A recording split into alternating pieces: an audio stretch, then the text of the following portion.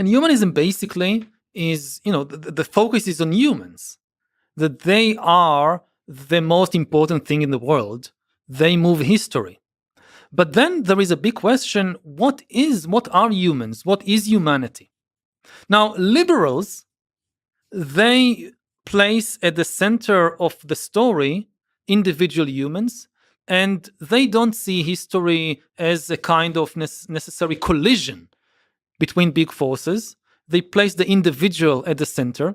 If you want to know, there is a bad, especially in the US today, liberal is taken as the opposite of conservative. But it's to test whether you're liberal, you need to answer just 3 questions. Very simple. Do you think people should have the right to choose their own government, or the government should be imposed by some outside force? Do you think people should have the right to the liberty to choose their own profession, or either born into some caste that predetermines what they do? And do you think people should have the liberty to choose their own spouse and their own way of personal life, instead of being told by elders or parents who to marry and how to live? Now, if you answered yes to all 3 questions, people should have the liberty to choose their government, their profession, their personal lives, their spouse, then you're a liberal. And most conservatives are also liberal. Now, communists and fascists, they answer differently. For them, history is not... Yes, history is about humans. Humans are the big heroes of history, but not individual humans and their liberties. Fascists imagine history as a clash between races or nations. The nation is at the center. They say the supreme good is the good of the nation. You should have 100% loyalty only to the nation. Liberals say, yes, you should be loyal to the nation, but it's not the only thing. There are other things in the world. There are human rights. There is truth. There is beauty. Many times, yes, you should prefer the interests of your nation over other things, but not always. If your nation tells you to murder millions of innocent people, you don't do that, even though the nation tells you to do it.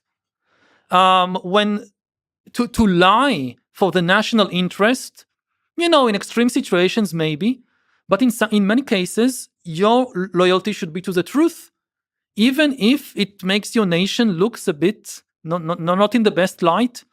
The same with beauty. How does a fascist determine whether a movie is a good movie? Very simple. If it serves the interest of the nation, this is a good movie. If it's against the interest of the nation, this is a bad movie. End of story. Liberalism says no. There is aesthetic values in the world. We should judge movies not just on the question whether they serve the national interest, but also on artistic value. Communists are a bit like the fascists. Instead, that they don't place the nation as the main hero, they place class as the main hero. For them, history, again, it's not about individuals, it's not about nations. History is the clash between classes. And just as fascists imagine in the end only one nation will be on top, the communists think in the end only one class should be on top, and that's the proletariat.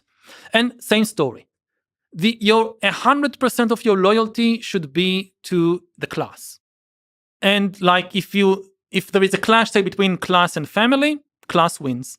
Like in the Soviet Union, the party told children, if you hear your parents say something bad about Stalin, you have to report them. And there are many cases when children reported their parents and their parents were sent to the gulag. Your loyalty is to the party, which leads the proletariat to victory in the historical struggle. And the same way in communism, art is only about class struggle. A movie is good if it serves the interest of the proletariat. Artistic values, there is nothing like that. And the same with truth. Everything that we see now in fake news, the communist propaganda machine was there before us. The level of lies, of disinformation campaigns, that they orchestrated in the 1920s and 30s and 40s is really unimaginable. So the reason these two ideologies, classes of ideologies, failed is the sacrifice of truth. Not just failed, but did a lot of damage. Is the sacrifice of truth and sacrifice of beauty. And sacrifice of hundreds of millions of people, disregard, again, for human suffering. Like, okay, in order for our nation to win, in order for our class to win, we need to kill those millions.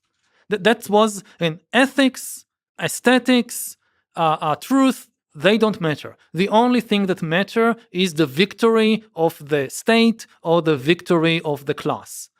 And and liberalism was the antithesis to that. It says no. Not only it has a much more complicated view of the world. And both communism and fascism, they had a very simple view of the world. There is one. Your loyalty, 100% of it should be only to one thing. Now, liberalism has a much more complex view of the world. It says, yes, there are nations, they are important. Yes, there are classes, they are important, but they are not the only thing. There are also families. There are also individuals. There are also animals. And your loyalty should be divided between all of them. Sometimes you prefer this, sometimes you prefer that. That's complicated. But life is complicated. But also, I think maybe you can correct me, but liberalism acknowledges the corrupting nature of power. When there's a guy at the top, sits there for a while, managing things, he's probably going to start losing a good sense of reality and losing the capability to be a good manager. It feels like the communist and fascist regimes don't acknowledge that basic characteristic of human nature, that power corrupts. Yes, they believe in infallibility. Yeah, they are in this sense they are very close to being religions. In Nazism, Hitler was considered infallible, and therefore you don't need any checks and balances on his power. Why do you need to balance an infallible genius? Mm-hmm. And it's the same with the Soviet Union with Stalin, and more generally with the Communist Party.